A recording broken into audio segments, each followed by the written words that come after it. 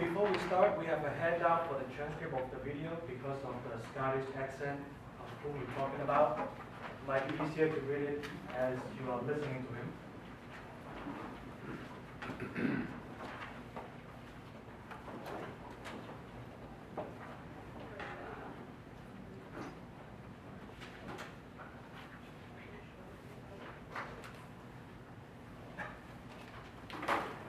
Alright, good afternoon. We are Team 2, Ja, West, and Gina. Today we are going to be talking about how Sir Alex Ferguson is a great leader. And before I talk about the leader, let's talk about the team. Manchester United, aka the Red Devils. It's because they have a history of never giving up hope, fighting to the last minute. They has been a soccer powerhouse in the world since 1910. And in 2013, the name of Manchester United was estimated to be worth over $3 billion. But before Ferguson became the manager, the team was not living up to the status quo. Players were dispirited, even the star in the team were becoming underachievers, and they were at the bottom of the standings, and all the fans were discontent.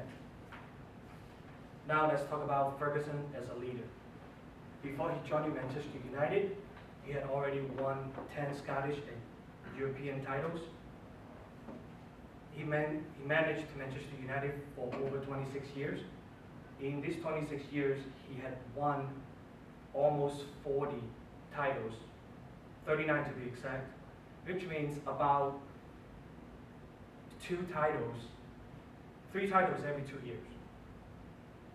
And he was so good at what he does, Queen Elizabeth knighted him in 1999 for his service to the beautiful game.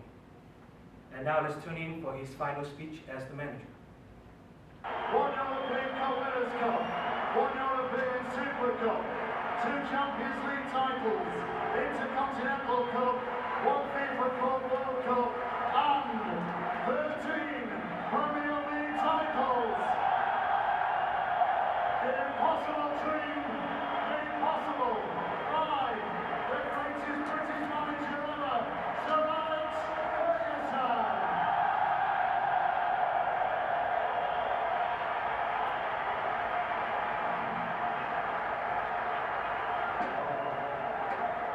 Absolutely no script in my mind. I'm just going to ramble and hope I get to the core of what this football club is meant to be. But first of all, it's a thank you to Manchester United, not just the directors, not just the medical staff, the coaching staff, the players, the supporters. It's all of you. You have been the most fantastic experience of my life. Thank you.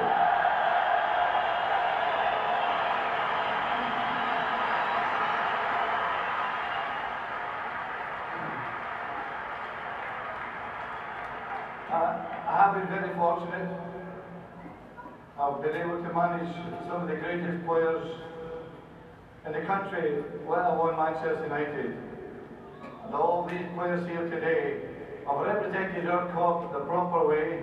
They won a championship in a fantastic fashion. Well done to the players.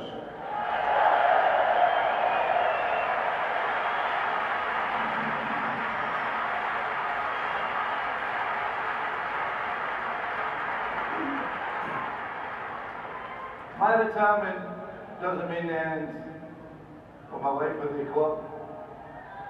I'll be able to now enjoy watching them rather than suffer with them. But if you think about it, those last-minute goals, the comebacks, even the defeats are all part of this great football club of ours. And it's been an unbelievable experience for all of us. So thank you for that.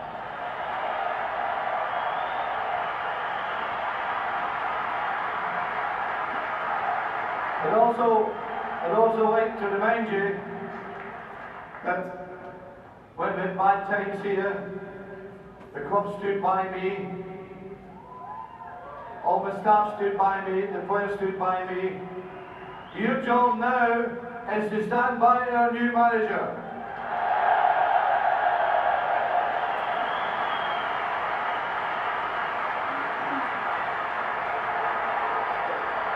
Okay, now, did you guys recognize the power moves that he used during his final speech?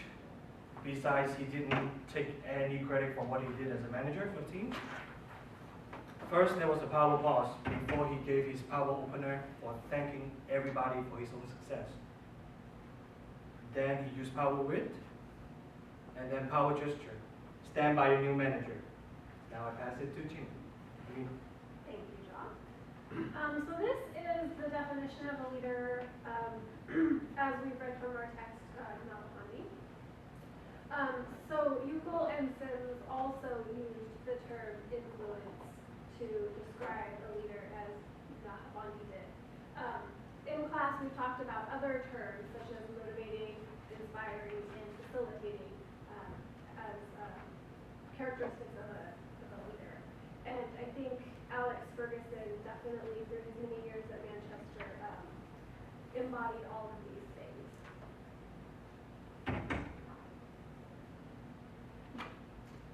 So to be an effective leader, Ferguson used some of the concepts that we talked about in class, Collins' window in the mirror.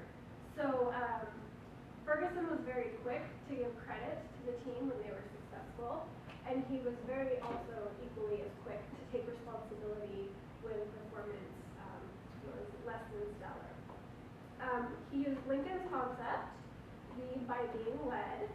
So Ferguson encouraged his players and his staff to participate in guiding decisions that were made by the club. He knew the importance of their input, and he valued their feedback. And he also used the concept by a fellow coach, Dean Smith, to thank those who assist. So Ferguson was aware that an individual player or an individual staff member was not the only person that could make the team successful. So Ferguson regularly thanked those who assisted on and off the field to help make the football club successful. And as a transformational leader, Ferguson created and sustained change many times throughout his many years with the club. He regularly recruited young and inexperienced players on purpose. His belief was by approaching it this way that the young players would grow up together, and that this created a bond and in turn created a team spirit. Ferguson was constantly challenging the players to push themselves, push their boundaries, to challenge themselves, and to win. And a quote from his Harvard Business Review interview, Ferguson said, "Winning a game is only a short-term game. You can lose the next game. Building a club brings stability and consistency." So a couple of famous examples from Manchester. Ryan Gibbs was recruited by Ferguson when he was only 17 years old, and Ryan went on to become the most decorated British player of all time. Another recruit of Ferguson's was David Beckham. Thank you. So a quote by Alex Ferguson: "The job of a manager, like that of a teacher, is to inspire people to be better." Alex Ferguson was an empowering leader. He gave his players responsibility, confidence, initiative. A great example of this was during games. Now, even though he was one of the greatest soccer managers of all time, he didn't dictate what his players had to do. During a soccer game, his players at any single time could change the tactics of the game if they believed that it wasn't working. They could ignore his plan and do something else.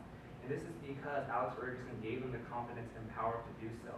And his players loved him for allowing them to do that, and they rewarded him with numerous victories over the years. As we move on to the second point, and it's that Alex Ferguson used a lot of Lincoln's approach, and he was really a persistent person. When he wanted something done, he got it done. Similar to Lincoln, he didn't save anything for tomorrow which could be done today. And as he said, we didn't allow a lack of focus. I had to lift players' expectations. They should never give in. So as John mentioned earlier, when he first took over the club was dispirited. Now, Manchester United actually kind of had an alcoholism problem when he first started. And a great example was the star player. His name was Brian Robson.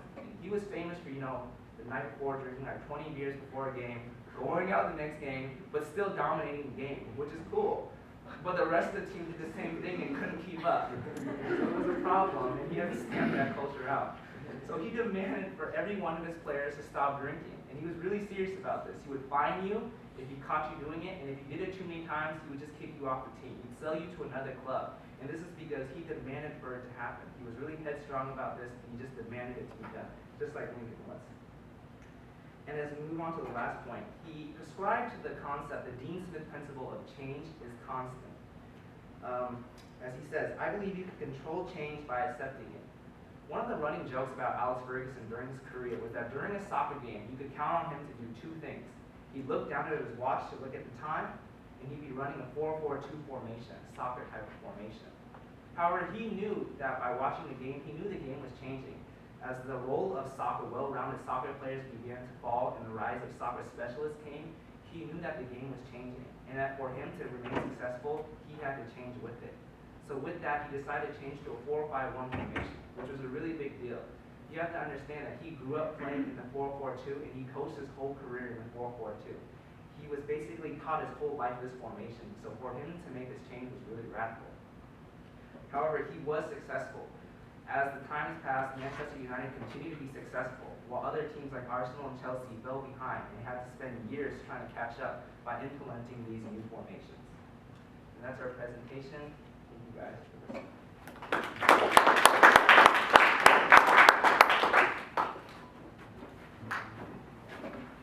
Question? Oh, I have a question. What is 4-4-2 and 4-5-1? 4-4-2 is a type of soccer formation. And Sorry, what? 4-4-2 is a kind of soccer formation. Right. And it's a tactic used. It's kind of like how NFL defense will use a 4-3 or a 3-4. So basically, So how many players on the field? 11. It's always 11. Oh, okay. So okay.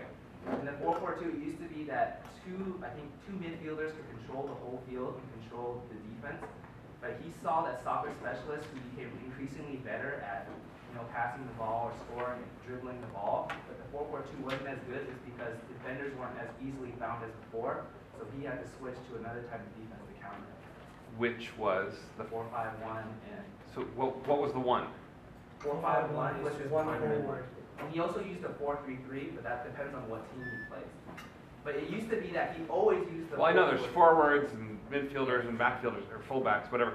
But isn't that what they're called? Yeah. Don't laugh. I mean, I know what I'm talking. But so it would be 4 forwards. No, you start with the back. Oh, you start with the back. Just like basketball. You start with the back. Okay. Okay. And Thank you. 4-5-1 just let them transition from defense to offense easily. Let's have somebody else do it because I get caught up in the presentations. So. I'll do it.